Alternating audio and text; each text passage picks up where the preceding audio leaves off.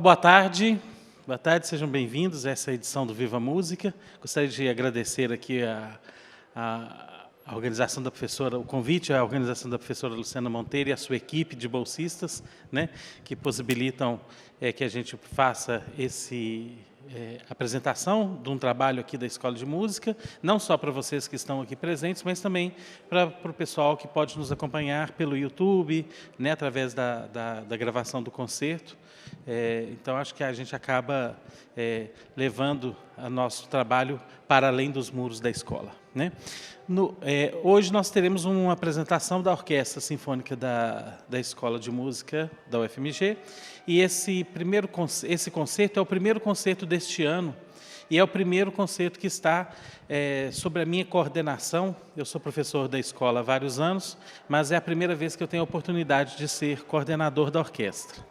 E nesse momento aí de lua de mel com a orquestra, ou de crescimento com a orquestra, eu escolhi um tema, obras que tivessem sido escritas por compositores na fase inicial de sua carreira, né? Daí eu intitulei Juventude Criativa, que são duas obras de Mendelssohn e de Britten, e cada uma delas foi escrita para um dos grupos da orquestra, a de Mendelssohn para os sopros e a de Britten para cordas.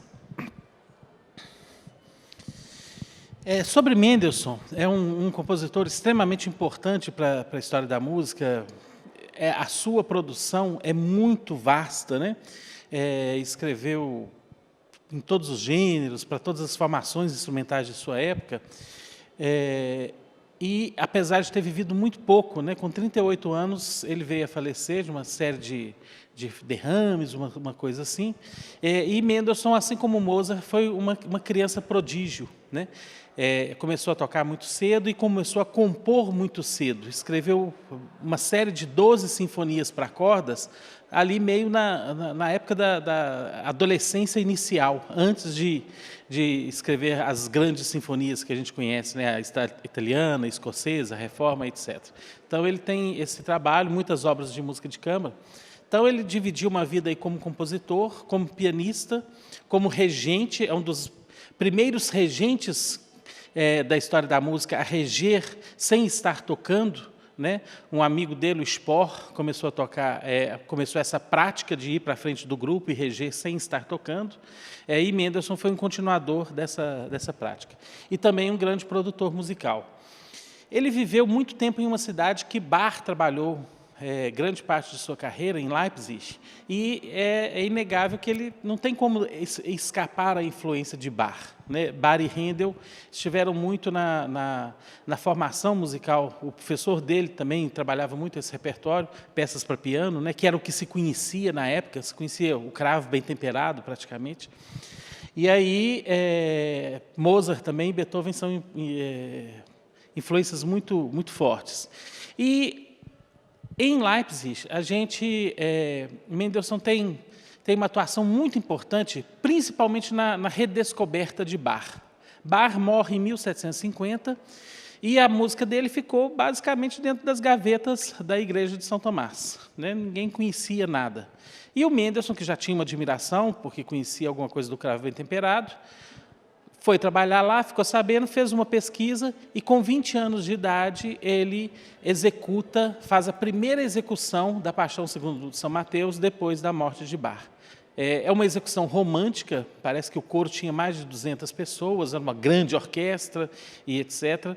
Mas foi a partir desse evento, né, existem desenhos, né, da performance disso na cidade de Leipzig, foi a partir desse evento que a música de Bach voltou a ser executada, voltou a ser estudada e foi fonte de influência para muitos compositores. Além disso, ele foi regente muitos anos da orquestra da Gewandhaus de Leipzig, uma das orquestras mais importantes da história da música, né? Até hoje, né, na Alemanha, a orquestra da Gewandhaus é uma orquestra de ponta, e Mendelssohn trabalhou lá há muito tempo, e fazendo uma coisa até diferente do que se fazia então, que é retomando um pouco de compositores mais antigos, como Bach e Handel, e fazendo muita coisa de compositores contemporâneos a ele, que era a prática mais comum, mas lançando muita gente nova, como Schumann. E a ele também se deve a criação do Conservatório de Leipzig, né? Como eu disse, a obra de Mendelssohn é muito diversificada, escreveu música para teatro, música para piano. Aqui vários alunos da escola, os pianistas, tocam as famosas canções sem palavras, né? Escreveu muita coisa para canto, né, professora? Não só canções, mas duos vocais, uma música coral enorme, muito extensa, tanto para coro a capela, coro com órgão, assim como grandes oratórios, como Paulus e Elias. As sinfonias eu já falei, e eu acho que uma coisa interessante é que Mendelssohn vive numa época em que a sensibilidade romântica estava começando a aflorar, né, o espírito dionisíaco do romantismo, mas em Mendelssohn ele é colocado dentro de um molde clássico muito grande, né?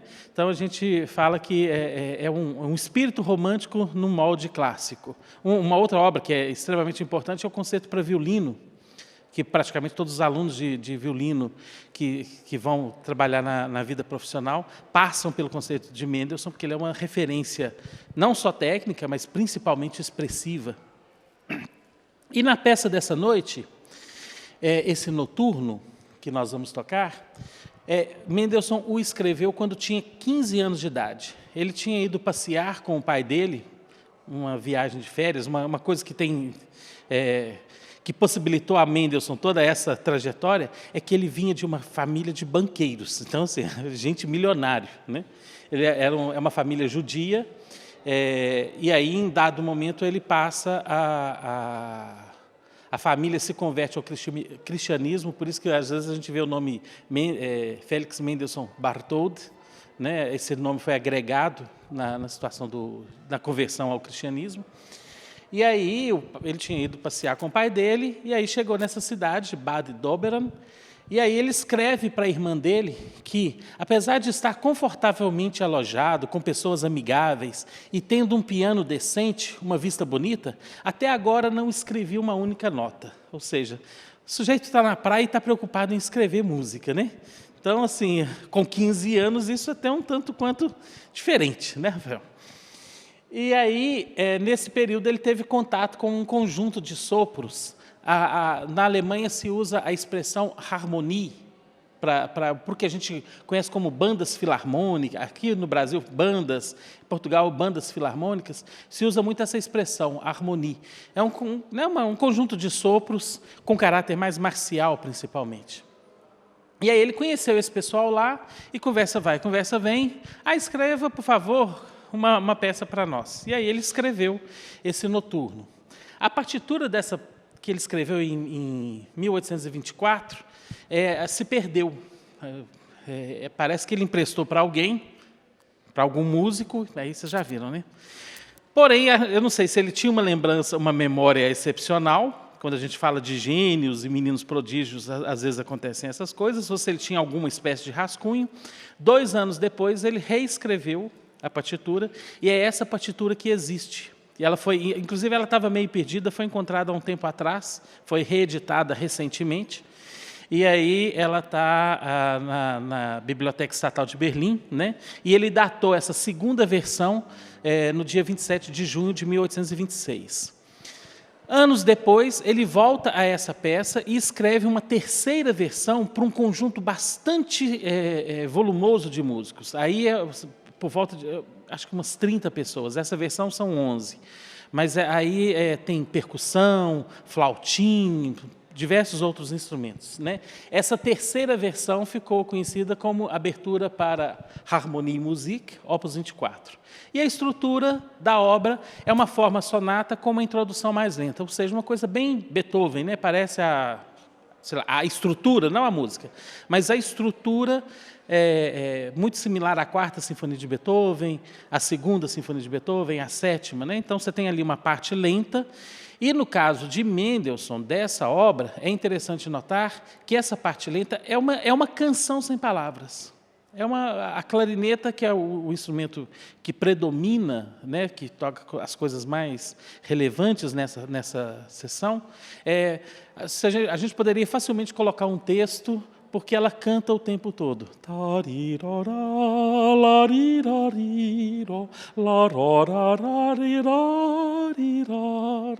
Uma melodia muito própria da canção do líder, né, dessa época. E depois a parte mais rápida, que é a forma sonata, né, com 2 temas, tem mesmo o caráter de música militar. Aqui vocês têm a página inicial, o primeiro sistema, né, da partitura de 1826, e aí vocês vão ver ali que ela foi escrita, onde que está aqui? Né? Temos aqui para flauta, 2 oboés, 2 clarinetas, 2 fagotes, 2 trompas, 1 trompete e um corno inglese di basso. Que instrumento é esse? A gente não faz muita ideia, não.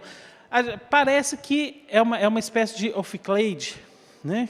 Que é o quê? É um instrumento de tubo com chaves, parecido com a clarineta, mas com bocal de trombone. Né?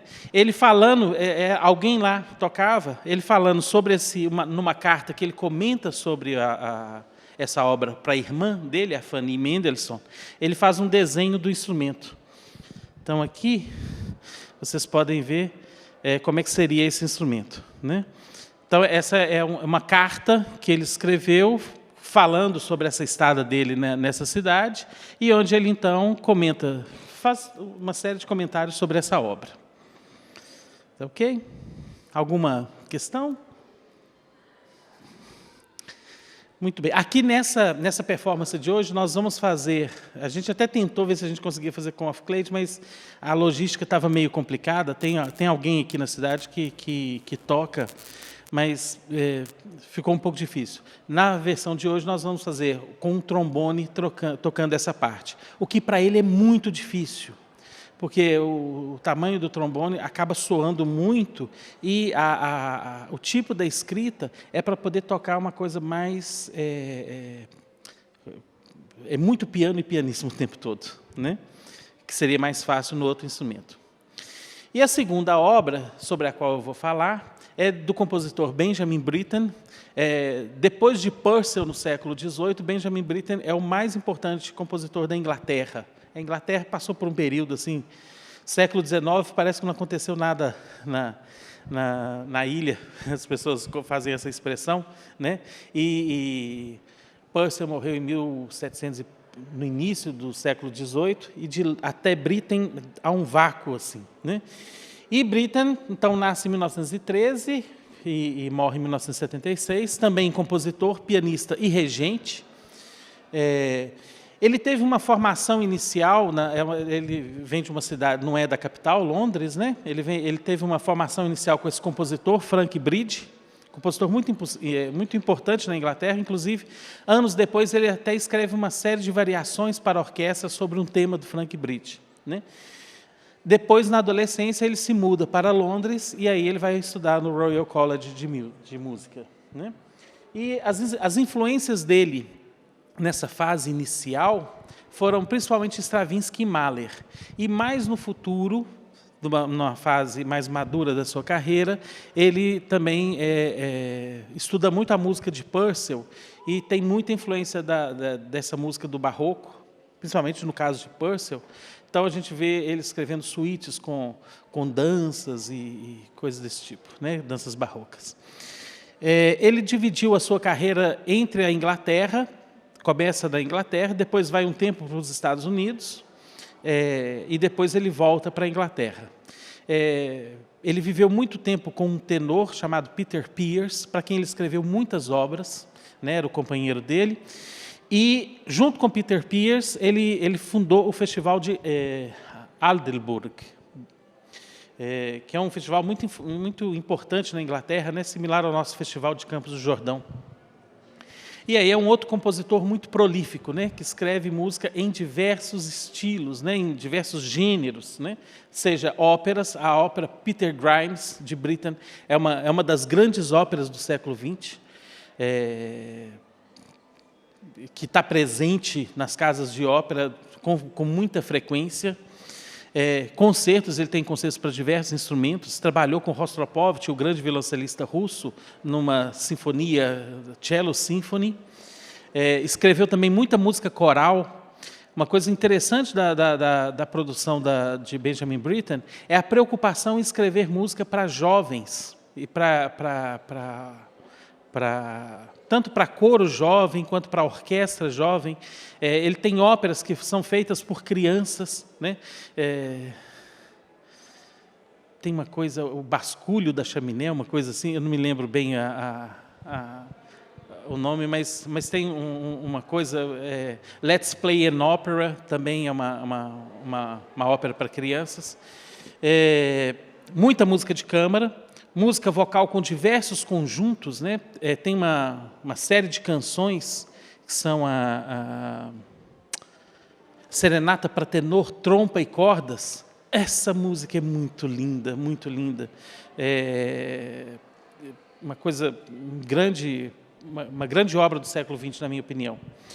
E música incidental, né? Música para ser tocada durante uma peça de teatro.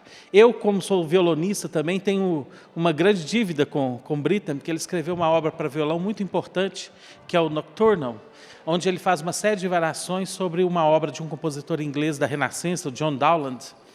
E essa obra, esse Nocturnal, também é uma obra de referência para o instrumento violão ao longo do século XX. No caso da Simple Symphony, o próprio Britten nos dá uma descrição dessa peça, né? Então ele fala que essa Simple Symphony é inteiramente baseada em material de obras que ele escreveu entre os 9 e os 12 anos. E na nossa partitura, ele escreve, faz as referências de quais melodias que aparecem lá, que são de qual obra. Uma é uma canção, uma peça para piano, etc. Embora o desenvolvimento desses temas, em muitos lugares, bastante novo, há longos trechos da obra que foram tomados diretamente das peças mais antigas. A única coisa que teve foi uma adaptação de obras para piano para a orquestra de cordas. E aí é uma obra que, quer dizer, ele fala, eu peguei essas obras quando eu era criança, mas ele tinha 20 anos quando finalizou essa composição. Então era hoje até um pós-adolescente, né?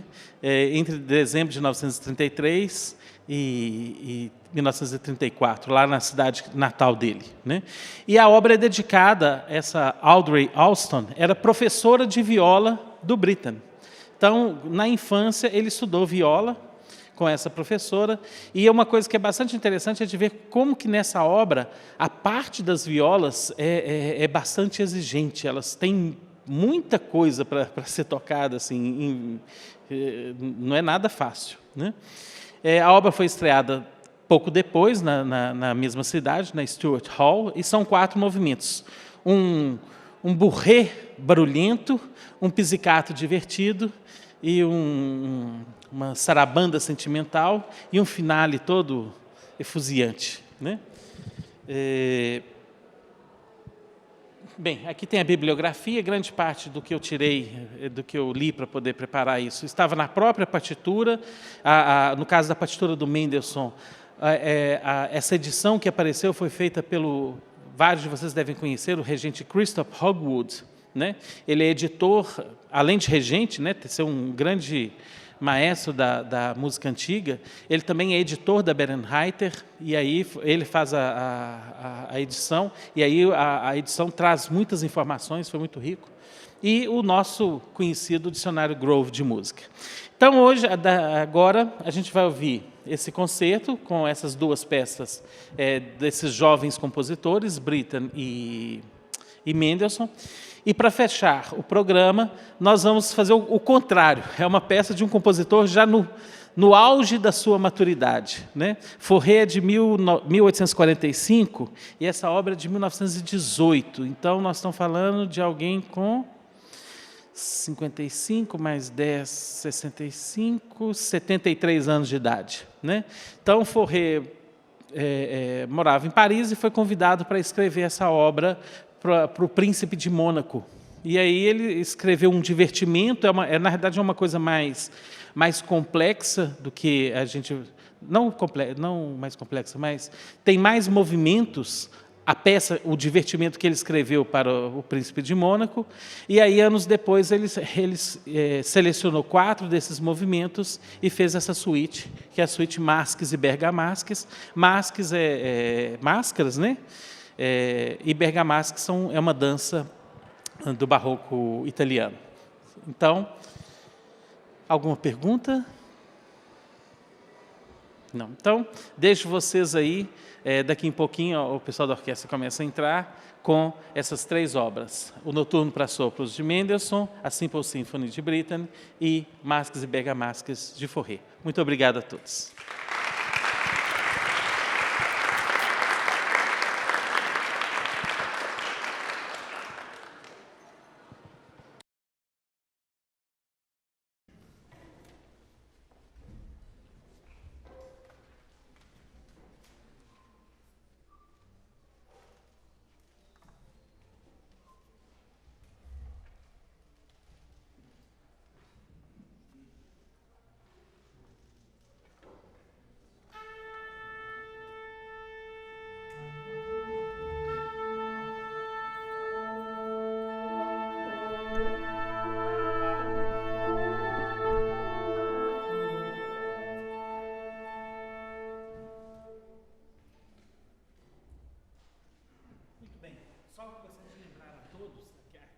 Celulares, que às vezes a gente pode estar esquecendo, né? E como a gente está aproveitando para gravar, até para registro de alguns aqui, né? Muito obrigado.